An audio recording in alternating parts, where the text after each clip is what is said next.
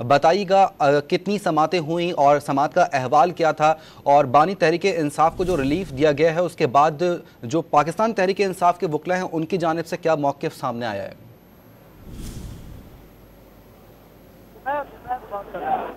शराजी साहब, अगर आप लाइन पर मौजूद हैं तो इस सवाल का आप जवाब दीजिएगा। देखिए, मेरा ख्याल में अब ये तो एक अदालती क्योंकि हुक्म जारी हुआ है और इसमें तो अब जारी सी बात है, तहरीक इंसाफ तो इस सारे मामले को वेलकम करेगी। कल भी आपने देखा है कि जिस तरह सुप्रीम कोर्ट में मखसूस नशिस्तों के मामले के ऊपर एक्सपेक्ट किया जा रहा था, जिसके अकॉर्डिंगली एक फैसला आया और उसको वेलकम किया गया, लेकिन साथ हमने देखा है कि हुक्मरान इत्तेहाद में शामिल जो जमातें हैं उन्होंने कोई उसके ऊपर पसंदीदा का इजहार नहीं किया और एक तरह से उसको कबूल नहीं किया। और फिर आपने मुल्क के दीगर शहरों की तरह रावलपिंडी के अंदर भी मुस्लिम लीग नून की जानिब से इसके खिलाफ मुजाहरे होते हुए देखे हैं। तो आज मैं समझता हूँ कि ये तो तहरीक इंसाफ और उनकी क़यादत के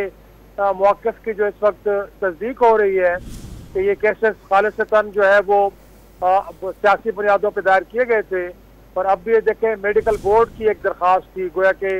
जिसमें ये जाहिर सी बात है कि इस्टेब्लिश करने की कोशिश की गई थी कि ये जो निकाह है ये इद्दत की मुद्दत के दौरान हुआ है और ये शरई तौर पे दुरुस्त नहीं है। लेकिन अदालत ने उसको भी जब एग्जामिन किया है तो उसमें भी कोई ऐसी ठोस सबूत और शवाहद सामने नहीं आए कि जिनको कबूल किया जाता और फिर बानी PTI और उनकी अहलिया की जानिब से जो इस केस को ख़त्म करने और इसमें बरी करने से मुताल्लिक उनकी दरख्वास्त थी उसको कबूल किया गया है, उसको एक्सेप्ट किया गया और उनको बाज़ तौर पे बरी किया गया। और मोर इम्पॉर्टेंटली अब तो उनके वो कहते हैं ना कि रोपकार भी जारी किए गए हैं। गोया कि अगर हुकूमत वक्त ने उनके खिलाफ कोई और मुकदमा दायर नहीं किया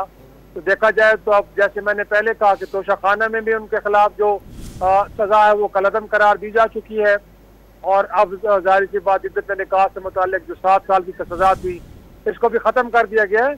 तो असूलन तो अब उनकी रिहाई बनती है, उनको रिहा करना होगा। लेकिन लगता ही है कि कुछ ही देर बाद हमें ये इतला सुनने को मिलेगी कि एक और मुकदमे में उनकी गिरफ्तारी मतलूब थी, क्योंकि 190 मिलियन पाउंड केस में भी उनकी जो